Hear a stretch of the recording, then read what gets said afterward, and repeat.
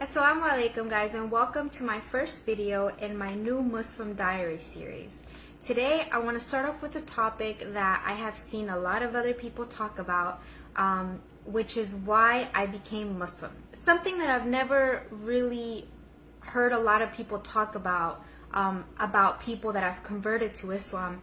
I've never really heard them talk about why it is that they chose Islam specifically. I've heard about a lot of people that found religion after going through a rough patch in their lives, like a divorce, addiction to drugs or alcohol, or just some type of there was some type of tragedy going on in their lives, and as a result of it, they found religion. I do think that it's very human for us to, when we're in desperate need, for us to call out to something, or for us to look for help, for divine help even, when we're going through a tough time in our lives. That being said, all these stories about, the happy ending where you were going through some stuff in your life and then you found religion, all these stories are great and I love hearing about them, but I never really hear people talk about why it is that out of all the religions they chose Islam. Is it because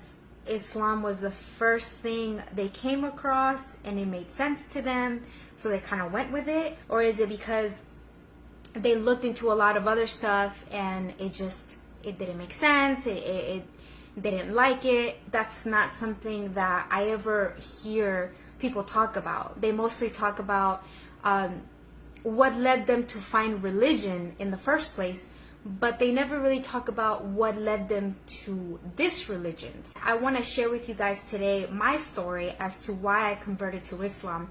I was raised Catholic, and I looked into a lot of other religions before I ultimately landed here. So I want to share with you guys not why I found religion, but why I chose this religion. Now my story, my conversion story, in my opinion, is not really as exciting as other stories that I've heard out there. There was really no tragedies in my life. I wasn't going through anything, I wasn't addicted to anything.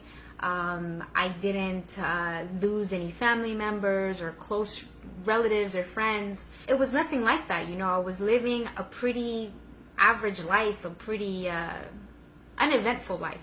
I wasn't living in the clouds, but my life was just pretty average. I was working and eating and watching Netflix, and I was happy. So I've always liked documentaries and reading. To this day I still do, especially the documentaries, any kind of documentary. But when I was younger, much younger, I used to really love watching documentaries about religion. I used to, whatever I could get my hands on, there was something on TV about religion, I was watching it. There was something on TV about Jesus, about the Bible, about just God in general. If there was anything on, I was going to watch it. And whatever I could read too. If I could get my hands on any type of book or any type of literature that was about religion, I would read it. But they were just stories to me. Never do I recall reading any of that or watching any of those documentaries and thinking that there was any truth to it at all. I wanted to believe that there was something more to this life. I wasn't just gonna die and get thrown into a hole and I was gonna rot and that was it. That was the end of me. I was never gonna see my loved ones. They were never gonna see me. Whatever I did in this life or whatever I didn't do wasn't gonna matter, because once you die, that's the end. That was one of the main reasons too why I loved looking into religion, because I wanted so badly for there to be something more than just this life and that's it. I wanted to believe in the supernatural. I just wanted just one shred of proof that any of this was real. As badly as I wanted to believe it, I wasn't going to pretend and I wasn't going to lie to myself, and I would look into it and it just didn't make sense to me. And if there's one thing about me is that I have to know things, and if I don't know things, I do my best to find out. And once I find out, it has to make sense.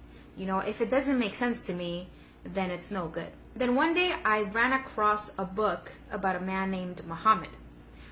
It was about his life. I had heard about him already. In history we know that this is actually a person that existed. There's actual proof that he walked the earth and that he was here. I had also heard that he had made some claims about being a prophet of God. So I was really curious what he was about. When I started reading the book, at first it was the same as anything else that I had looked into. It was just, some really cool stories, and that was really it. They were just stories. The more I got into it, I started getting kind of curious about just all the stuff that he was saying, and honestly the type of man that he was. I started going on YouTube, and I started going online and just looking up a lot of different verses of the Quran. I started looking at a lot of videos on YouTube as well. I ran into a lot of videos about jinns. Naturally, I clicked on those first because I've always been interested in the supernatural. If the bad stuff exists, then the good stuff has to exist as well. So I kind of looked at it that way. I actually went to a couple different places that people claimed were really haunted, and you could see the spirits of people. So I actually went to a couple of places. I just wanted to see a spirit, because I knew that if I see a spirit, then I know that we have a soul and that there's something more to us. But anyway, so I started going through something that was called the Jinn series, which talked about all the kinds of jinns and what they are, the different types of them and all that stuff. Again, it was super interesting. The unseen, right? They're here, but we can't see them.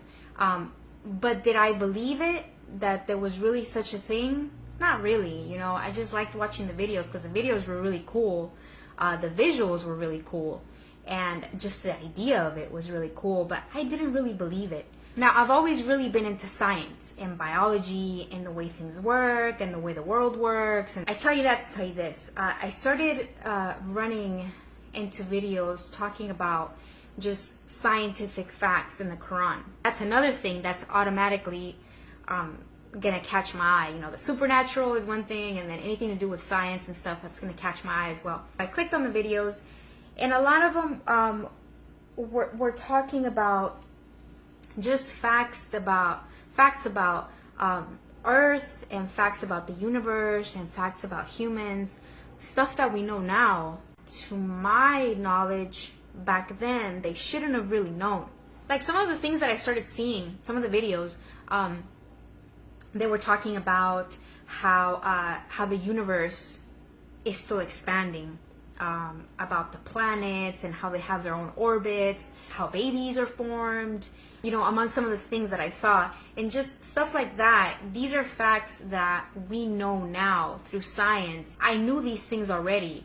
So just, going through YouTube and just seeing a video talking about, planets and their orbits, I figured it was going to be something silly, but it wasn't. That really got me asking myself, how is it that, the Quran, which is so old, how is it that it knows things that we know today at this day and age? And up until that moment, I was reading this book about the life of Muhammad. I was reading this book just strictly out of curiosity. I might as well have been reading a Star Wars comic book, which they're great, but they're just fiction. And I like to read them for fun.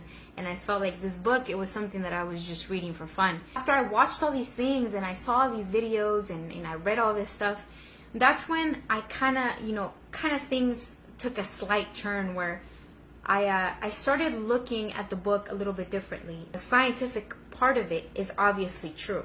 So if that part is true, if the Quran was right about these things, well, maybe there's something to this. That's really where it all began for me. I started watching more videos and I started reading more stuff.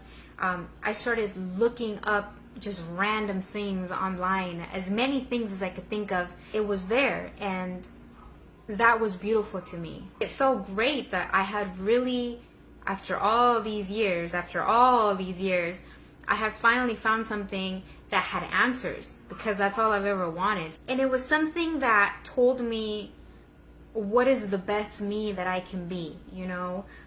It taught me how I can be good to my family, how I can be good to my husband, how I can be good to other people. I used to say this myself, isn't it common sense to know how to be good, you know, for example, to your husband? Well, what's common sense to me might not be common sense to you. I found it so cool that in this religion, there's like if you don't know, there's a default. Like me and my husband, you know, I may think that I'm being good to him, but he may have a different idea of what being good to him is.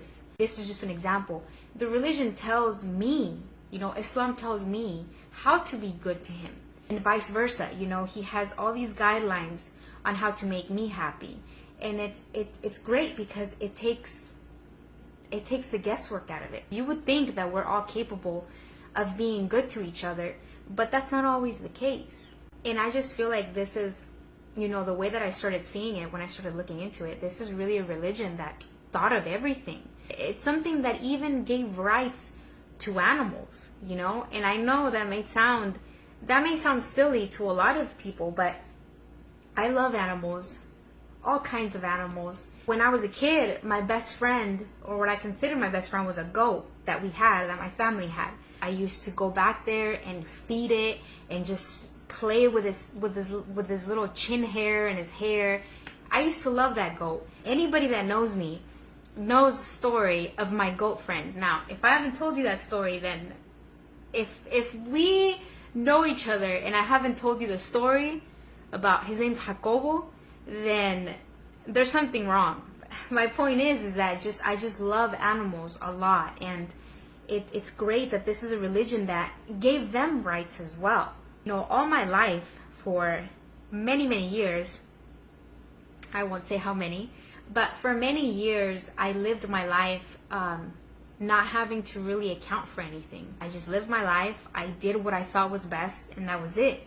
Now, that being said, I don't think, you know, I may not have been the best person, but I wasn't going around stabbing people either. It was difficult for me to make the transition. You know, all this time I've been living for myself, and I've pretty much been doing whatever I want. And now suddenly that changes. I can't just be living my life day to day and do whatever I want to do and no one's going to find out. God does know what I'm doing, and He does know what I'm up to. And my good deeds and my bad deeds are being recorded. So I tried to resist it for a long time, and I'm trying to explain it as best as I can, but it was just an odd feeling to kind of shift my mentality from, I'm just going to do whatever makes me happy, because that's what I would always say. I just want to be happy. If it makes me happy, I do it. If it doesn't make me happy, I don't do it, and that's it. Like, if I'm going to accept the fact that this makes sense, then I have to become a Muslim, and then I have to do all these things, and I have all these responsibilities, and that was a weird feeling to me. I thought, you know what? As long as I don't say it out loud, as long as I don't say that I believe this stuff and that this stuff makes sense to me, I'll be okay. On one hand, it's great to know that there's an afterlife, and that there's, you know, if I play my cards right, I could go to heaven, eat to my heart's content, which is something that's important to me. But there's also another side to it where, like, you have to do these things, and if you don't do them, you know, things might not go so good for you. You're going to be called into account. I'm going to be called into account for certain things. I don't know if that made me feel good. I don't know if I really like that. For a long time, I felt like I knew that Islam was real, and I knew that this made sense to me, but I was just like, I always say you can lie to others, but you can't lie to yourself. As long as I don't say that I believe it, I'll be okay, and I can just kind of keep living the way that I'm living, and everything will be okay. But I don't think it works that way. It got to the point where I started feeling guilty. You know, I would see other people pray, and I wasn't praying. I just felt bad, you know? It's like, I have to. This is something that I have to do now, because this is something that I believe in. So I can either know that I believe in it and abandon it because I don't want to change the way that I live, or I can just kind of embrace it and see what happens. It just got to the point where I just didn't want to lie to myself anymore. So I embraced it, and I believe it. Honestly, it's made me happy, and it's made me look at life differently, which is what I've always been looking for. I really rambled on way more than I thought I was. I really thought that this was going to be a shorter video where I was just going to talk about, I started reading a book, and then I saw some videos, and then I came to religion, and that was it. In any case, that's my story. If you guys have any questions for me, I'd love to hear from you. I'd love to answer all your questions. So yeah, that's it. And until next time.